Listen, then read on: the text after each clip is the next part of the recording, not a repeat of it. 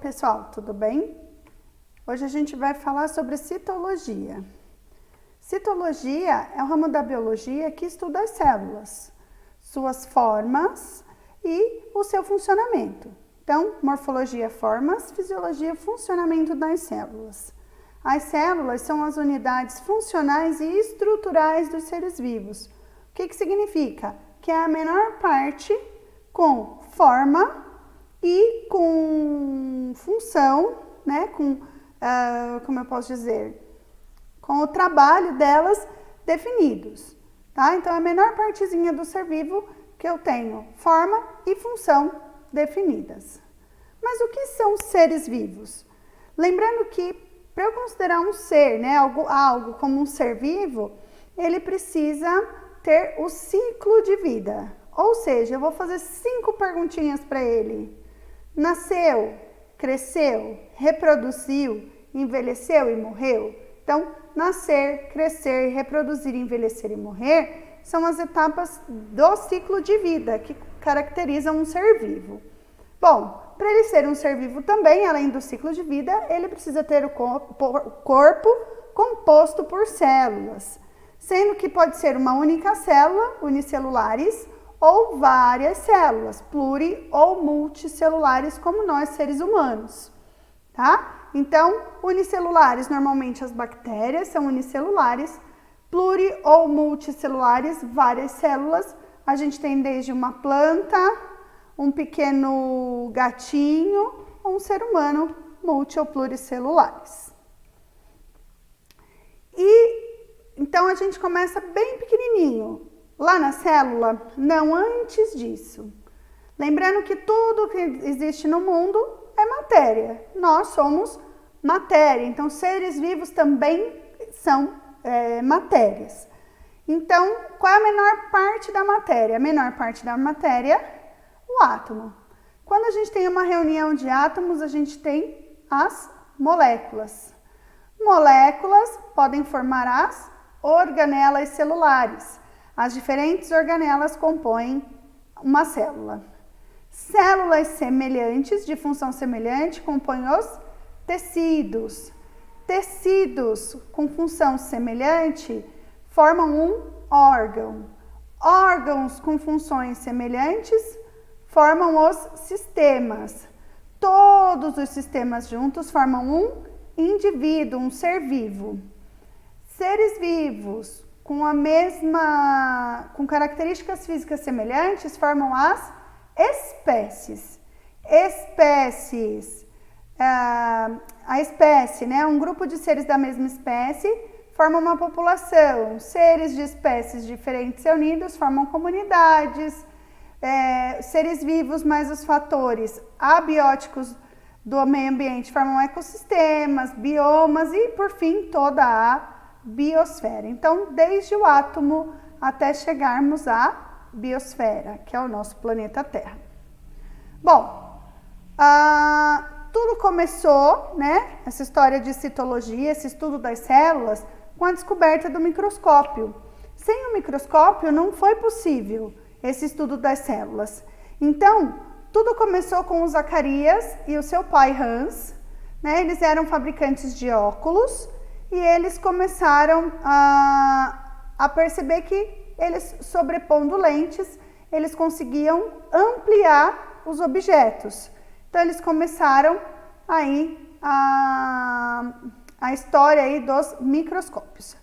Leeuwenhoek teve os primeiros registros dos que a gente chamava de micróbios, né? Pequenos organismos, e ele foi o primeiro a inventar um microscópio simples.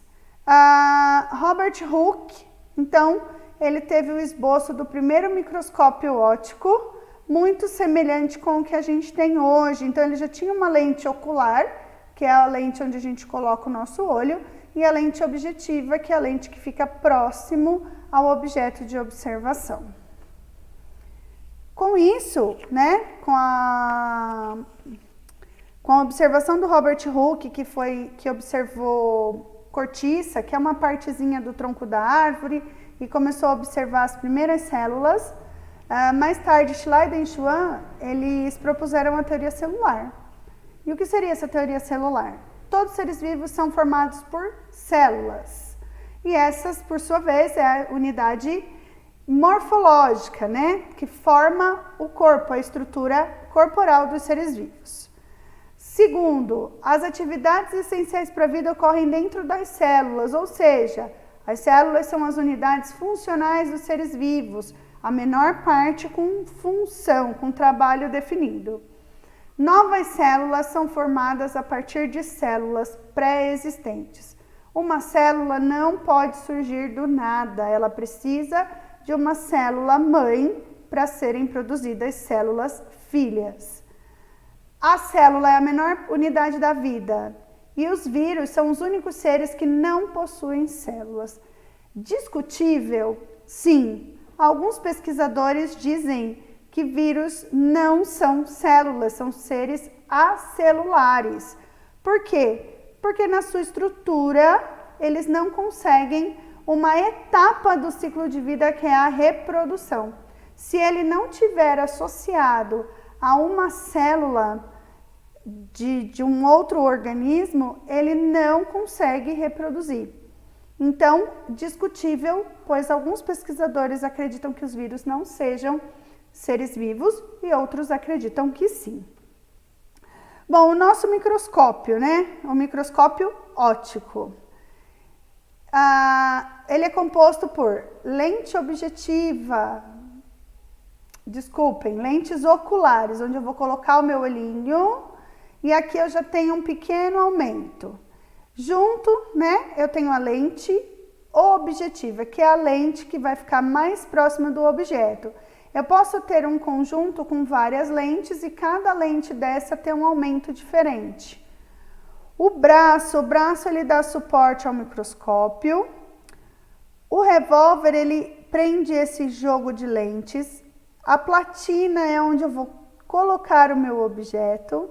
Eu tenho a iluminação, então a fonte de luz que vai passar por esse condensador vai orientar o feixe de luz para que eu consiga observar o objeto.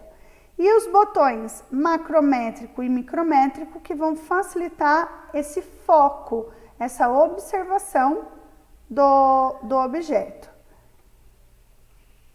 Com a invenção do microscópio, né, óptico e a sua evolução, a gente conseguiu observar 3 estruturas básicas nas células. A grande maioria das células, né, com exceção das células das bactérias que a gente vai ver um pouquinho mais para frente, todas elas têm essas 3 estruturas, né? A membrana plasmática, que separa o meio extracelular do meio intracelular, é ela que vai selecionar o que entra e o que sai das células.